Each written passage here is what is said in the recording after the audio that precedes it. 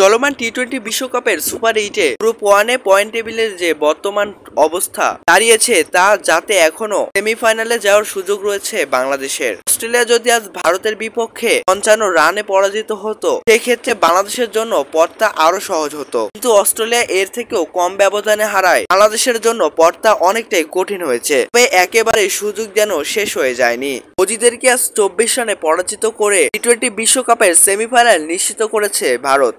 24 রানে জেতায় বাংলাদেশ আর আফগানিস্তানের ম্যাচে এলো নতুন এক সমীকরণ। আফগানদের আগামীকাল বাংলাদেশ যদি পরাজিত করতে পারে সেক্ষেত্রে সেমিতে যাওয়ার সুযোগ থাকবে বাংলাদেশের। অস্ট্রেলিয়া ভারতের কাছে 24 রানে হারার পর বাংলাদেশের সামনে এক এসেছে নতুন সমীকরণ। সেটা হলো বাংলাদেশের আফগানিস্তানদের বিপক্ষে বাংলাদেশের শুরুতে ব্যাটিং করলে করতে হবে 160 রান এবং আফগানিস্তানদের 62 রানের মধ্যে পরাজিত করতে হবে টাইগারদের। অর্থাৎ আফগানিস্তানদের বিপক্ষে বাংলাদেশের 62 রানের জয় টাইগারদের নিয়ে যেতে পারে বিশ্বকাপের সেমিফাইনালে। অর্থাৎ আফগানিস্তানদের বিপক্ষে শুরুতে ব্যাটিং করে 160 রান সংগ্রহ করতে হবে টাইগারদের। এখানে বাংলাদেশ দল আফগানিস্তানকে হারাতে হবে 62 রানে, তবেই সেমিফাইনালে যেতে পারবে টাইগাররা।